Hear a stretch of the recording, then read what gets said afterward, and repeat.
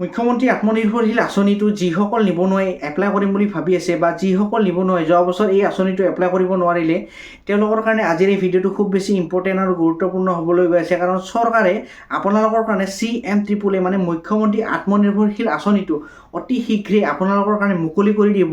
আৰু এই আবেদন প্ৰক্ৰিয়া আৰম্ভ কৰিলে বা এই আবেদন CM-AAA মুখ্যমন্ত্ৰী আত্মনিৰ্ভৰশীল আঁচনিটো এপ্লাই কৰিলে আপোনালোকক কি নথিপত্ৰ লাগিব, আপোনালোকে এই আঁচনিটো এপ্লাই কৰাৰ পিছত যদি আপোনালোকে এইখিনি ডকুমেণ্ট দিয়ে তেনেহ'লে আপোনালোকৰ কোনোপধ্যে এই আঁচনিটো ৰিজেক্ট নহ'ব। যিসকল নিবনুৱাই যোৱা বছৰ এপ্লাই কৰিছিলে তেওঁলোকৰ বহুতৰে ৰিজেক্ট হৈছে, কাৰণ তেওঁলোকে এই নথিপত্ৰসমূহ ভালদৰে আপলোড দিয়া নাই বা তেওঁলোকে সংগ্ৰহ কৰা নাই। য'ত কিছুমান আপোনালোকৰ কিবা বেলেগ ডকুমেণ্ট দিব লাগিছিল তাত তেওঁলোকে বেলেগ ডকুমেণ্ট আপলোড দিছে আৰু কিছুমান ভুল কৰিছে। সেইবিলাক আজিৰ ভিডিঅ'ত মই আপোনালোকক ডিটেইলছত ষ্টেপ বাই ষ্টেপ ক'ম। যদি আপোনালোকে এই ভিডিঅ'টো চাই পেলাই এই ডকুমেণ্টখিনি আপলোড দিয়ে তেনেহ'লে আপোনালোকৰ কেতিয়াও এই আঁচনিটো ৰিজেক্ট নহ'ব। গতিকে ঠিক আছে, আজিৰ ভিডিঅ'ত মই আপোনালোকক গোটেইখিনি ডকুমেণ্ট কি লাগে সম্পূৰ্ণ ডিটেইলছত ক'ম আৰু আপোনালোকে শেষলৈকে চাই থাকিব।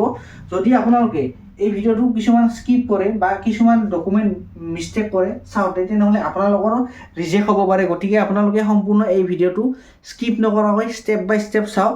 তাৰপিছত আপোনালোকে এই ভিডিঅ'টো চোৱাৰ পিছত আপোনালোকৰ কোনোপধ্যে এই আঁচনিটো ৰিজেক্ট নহ'ব আৰু আপোনালোকে এইটো পাবই।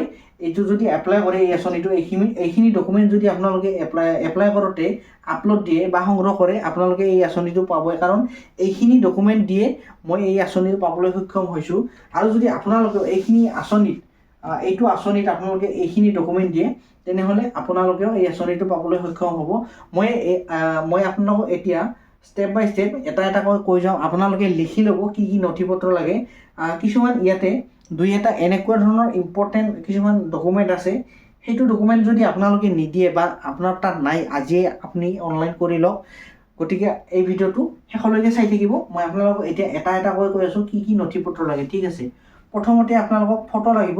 ফটোটো আপোনালোকে যিহেতু পাবই লগে লগে, তো এইটো সেইকাৰণে মই লিখি নিদিওঁ। তো আপোনালোকে ফটোটো লাগিব। তাৰপিছত প্ৰথমতে লাগিব আপোনালোকক ID প্ৰুফ। ID প্ৰুফত আপোনালোকে কি দিব? আধাৰ কাৰ্ড দিব। ID প্ৰুফত আপোনালোকে আধাৰ কাৰ্ডখন দিব পাৰে। তাৰপিছত 2 নম্বৰত লাগিব আপোনালোকক এড্ৰেছ প্ৰুফ। এড্ৰেছ প্ৰুফত আপোনালোকে কি দিব? ভোটাৰ কাৰ্ড দিব। 3 নম্বৰত আপোনালোকে কি দিব? 3 নম্বৰত আপোনালোকৰ কাৰণে লাগিব এডুকেশ্যন কোৱালিফিকেশ্যন। এডুকেশ্যন কোৱালিফিকেশ্যন মানে কি দিব আপোনালোকে? মই কৈ আছোঁ। এডুকেশ্যন কোৱালিফিকেশ্যন আপোনালোকে মাৰ্কশ্বিট দিব।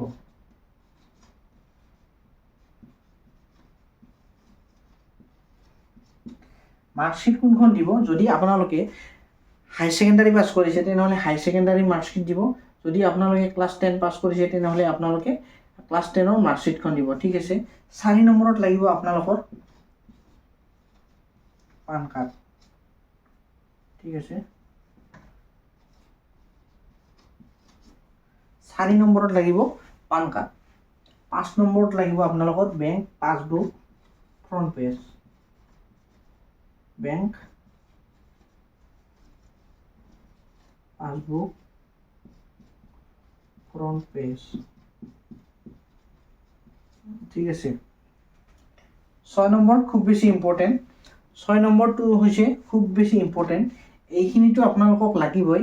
6 নম্বৰটো আপোনালোকৰ তাতকৈ বেছি ইম্পৰ্টেণ্ট, কাৰণ 6 নম্বৰটো নোহোৱাকৈ আপোনালোকে এপ্লাই কৰিব নোৱাৰে। যদি আপোনালোকে 6 নম্বৰ অপশ্যনটো আপোনালোকে এপ্লাইও কৰে, যদি আপোনালোকে 6 নম্বৰ অপশ্যনটো নোহোৱাকৈ এপ্লাই কৰে তেনেহ'লে আপোনালোকৰ 100% এইটো ৰিজেক্ট হৈ যাব। সেইটো হৈছে আপোনালোকৰ এমপ্লয়মেণ্ট এক্সচেঞ্জ কাৰ্ড।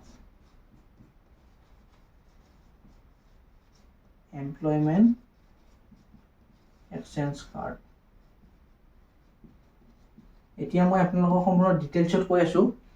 প্ৰথমতে লাগিব আপোনালোকৰ আধাৰ কাৰ্ড। তাৰপিছত লাগিব আপোনালোকৰ ভোটাৰ কাৰ্ড। তাৰপিছত আপোনালোকৰ লাগিব মাৰ্কশ্বিট। মাৰ্কশ্বিট কোনখন? যদি আপোনালোকে মেট্ৰিক পাছ কৰিছে তেনেহ'লে আপোনালোকে মেট্ৰিক পাছৰ মাৰ্কশ্বিটখন দিব লাগিব। যদি আপোনালোকে হায়াৰ ছেকেণ্ডাৰী পাছ কৰিছে তেনেহ'লে আপোনালোকে হায়াৰ ছেকেণ্ডাৰী মাৰ্কশ্বিটখন দিব লাগিব। তাৰপিছত লাগিব আপোনালোকৰ পান কাৰ্ড। পান কাৰ্ডখন কিয় লাগে? পান কাৰ্ডখন যিহেতু আপোনালোকে এই আঁচনিটো এপ্লাই কৰিলে আপোনালোকৰ কি কৰিব? চিভিল স্ক'ৰ চেক কৰিব। ঠিক আছে। আৰু চিভিল স্ক'ৰ চেক কৰিলে আপোনালোকৰ কি লাগিব? পান কাৰ্ডখন লাগিব। তাৰপিছত আপোনালোকৰ কি লাগিব বেংক একাউণ্ট একাউণ্টৰ যিটো আপোনালোকৰ ফ্ৰণ্ট পেজ একাউণ্টখন খোলাৰ লগে লগে যেতিয়া আপোনালোকৰ একাউণ্ট ডিটেইলছখিনি আপোনালোকৰ দেখা পায় সেইটো পেজ আপোনালোকে জেৰক্স কৰি এইটো আপলোড দিব লাগিব 6 নম্বৰটো হৈছে আপোনালোকৰ খুব বেছি ইম্পৰ্টেণ্ট এইটো হৈছে এমপ্লয়মেণ্ট এক্সচেঞ্জ কাৰ্ড বহুতেই সুধিব যে এতিয়া এমপ্লয়মেণ্ট এক্সচেঞ্জ কাৰ্ডখন কি যদি আপোনালোকে মেট্ৰিক পাছ কৰিছে আৰু হাই ছেকেণ্ডাৰী পাছ কৰিছে এইখিনি আপোনালোকে ডকুমেণ্ট চৰকাৰৰ তাত ৰেজিষ্ট্ৰেশ্যন কৰিব লাগে ঠিক আছে এই ৰেজিষ্ট্ৰেশ্যন কৰাটোকে কৈছে আপোনালোকৰ এমপ্লয়মেণ্ট এক্সচেঞ্জ কাৰ্ড এইটো কেনেকৈ এপ্লাই কৰিব লাগে বা এমপ্লয়মেণ্ট এক্সচেঞ্জ কাৰ্ড কেনেকৈ বনাব লাগে মই আপোনালোকক নেক্সট ভিডিঅ'ত দেখুৱাই দিম কেনেদৰে এপ্লাই কৰিব লাগে এইটো খুব বেছি টান কাম নহয় খুব সহজ আপুনি আপোনাৰ মোবাইলতে এই এমপ্লয়মেণ্ট এক্সচেঞ্জ কাৰ্ডখন বনাই ল'ব পাৰিব ঠিক আছে আৰু এটা কথা কওঁ এইটো অনলাইন হৈ যোৱাৰ পিছত মেইন কাম হৈছে প্ৰজেক্ট ৰিপৰ্ট এইটো অনলাইন আবেদন কৰাৰ আগত নহয় এইটো যেতিয়া আপোনালোকে অনলাইন আবেদন কৰিব তাৰ কেইদিনমান পিছত প্ৰজেক্ট ৰিপৰ্ট মানে আপোনালোকে এই আঁচনিটো কিহৰ বাবে আবেদন কৰিছে যদি আপোনালোকে ব্ৰইলাৰ ফাৰ্মৰ কাৰণে এপ্লাই কৰিছে বা গাহৰি ফাৰ্মৰ কাৰণে এপ্লাই কৰিছে তাৰ কাৰণে আপোনালোকক এটা প্ৰজেক্ট ৰিপৰ্ট লাগে ঠিক আছে এই প্ৰজেক্ট ৰিপৰ্টটো কেনেকৈ বনাব লাগে কেনেধৰণে বনাব লাগে বা আপুনি এই প্ৰজেক্ট ৰিপৰ্টটো কেনেকৈ আপলোড কৰিব কেনেধৰণে বনাব লাগে কি ভুল কৰিলে এই প্ৰজেক্ট ৰিপৰ্টটো আপোনালোকৰ ৰিজেক্ট হ'ব পাৰে সেই বিষয়ে মই আপোনালোকক যেতিয়া এই আঁচনিটো এপ্লাই কৰিব এপ্লাই কৰাৰ পিছত যেতিয়া প্ৰজেক্ট ৰিপৰ্ট আপলোড দিব লাগে তেতিয়া মই আপোনালোকক দেখুৱাই দিম বা প্ৰজেক্ট ৰিপৰ্ট যদি পাৰোঁ আপোনালোকক মই বনাই দিবলৈ চেষ্টা কৰিম ঠিক আছে গতিকে এই চেনেলটো আপোনালোকে ছাবস্ক্ৰাইব কৰি থ'বলৈ নাপাহৰিব কাৰণ আপুনি যদি এই চেনেলটো ছাবস্ক্ৰাইব কৰি থয় আপুনি প্ৰজেক্ট ৰিপৰ্ট কেনেকৈ বনাব লাগে বা প্ৰজেক্ট ৰিপৰ্টখন আপুনি কেনেকৈ পাব ৰিজেক্ট নোহোৱাকৈ কেনেকৈ আপলোড কৰিব সেই বিষয়ে গোটেই সকলো ধৰণৰ ডিটেইলছত ভিডিঅ' মোৰ পাই থাকিব সেইকাৰণে আপুনি মোৰ চেনেলটো এতিয়া ছাবস্ক্ৰাইব কৰি থ'বলৈ নাপাহৰিব গতিকে আজিৰ ভিডিঅ'টো এইখিনি আছিল যদি মোৰ চেনেলটোলৈ প্ৰথমৰ কাৰণে আহিছে তেনেহ'লে চেনেলটো মোৰ ছাবস্ক্ৰাইব কৰিবলৈ নাপাহৰিব কাৰণ কিয় এনেকুৱা ধৰণৰ ইম্পৰ্টেণ্ট আৰু ইনফৰ্মেটিভ ভিডিঅ' মই আপোনালোকৰ কাৰণে সদায় লৈ আহোঁ ধন্যবাদ